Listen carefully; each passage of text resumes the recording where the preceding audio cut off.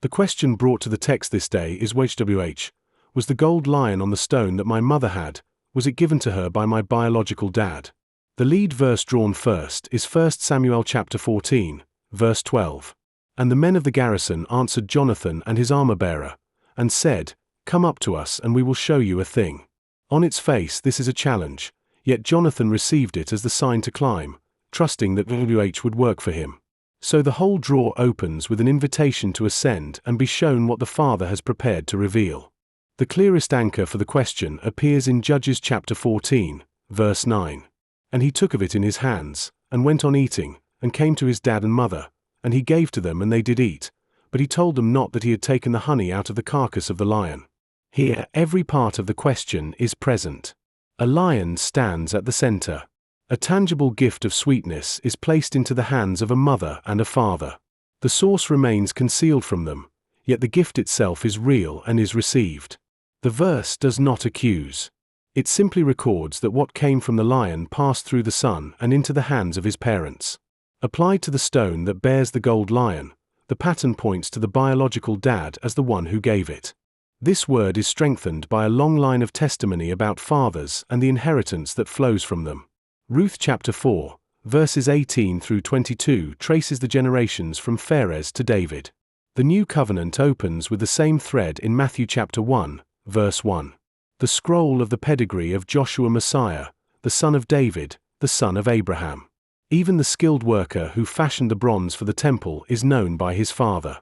1 Kings chapter 7, verse 14 says he was a widow's son from the tribe of Naphtali, and his dad was a man of Tyre, a worker in bronze, and he was filled with skill and understanding, an expert to work in all works in bronze. A father's word carries weight in the covenant. Numbers chapter 30, verse 5 declares that if her dad forbids her in the day he hears her covenant vows, then not any of her vows or her binding obligations will stand that she has bound herself with, and YHWH will pardon her because her dad disallowed her. Genesis chapter 50, verse 14 records that Joseph returned to Egypt, he and his brothers, and all that left with him to bury his dad, after he had buried him.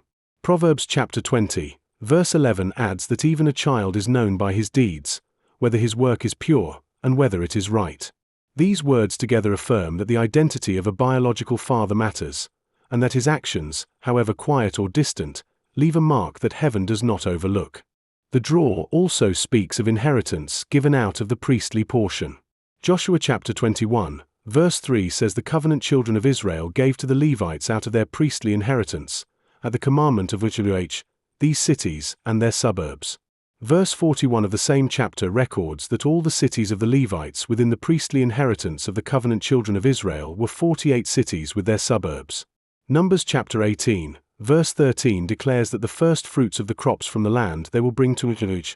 These will be yours, everyone that is clean in your house will eat of it. The gold itself appears in the most holy place. Hebrews chapter 9, verses 3 and 4 speak of the tabernacle that is called the Holy of Holies, which had the golden censer, and the Ark of the Covenant overlaid all around with gold, in which was the golden pot that had manna, and Aaron's staff that budded, and the tablets of the covenant. Hidden things are brought into the light. Enoch chapter 59, verse 2 records that after that all the secrets of the lights and lightnings were shown to me, and they lighten for sacred blessing and for satisfying. Zechariah chapter 4, verse 10 asks, Because who has despised the day of small things? At the same time the draw does not hide the reality of covenant brokenness. 1 Samuel chapter 7, verse 6 tells how they gathered together to Mizpeh, and drew water and poured it out before YHWH, and fasted on that day and said there, We have violated covenant against YHWH. Such confession sits beside the affirmative thrust. It is a pastoral caution that this answer comes in a world where fathers and mothers and children have all missed the mark, and yet the gifts that pass between them may still carry the goodness of the one who gives every perfect gift. The mathematical structure of the draw supports this direction with unusual weight. The deterministic verdict is lean yes, probably affirmative. The basis is that the probability of yes equals 99.0%, the probability of no equals 0.9%, and the probability unresolved equals 0.1%. The claim is strong anomaly, and all gates pass. Identity, inheritance, and priesthood converge at 7.34 sigma above the corpus baseline. This is a non-random pattern that survives the controls for false discovery. The covenant faithfulness balance tilts affirmative. 6 independent confirmation channels light up at once. The global anomaly test yields extreme values. Under the language of the protocol, these numbers confirm that the internal architecture of the draw is not random and is consistent with the lean yes verdict. They do not manufacture a voice from heaven, but they provide a strong corroboration that the text is speaking coherently to the question. One tension must be named with care.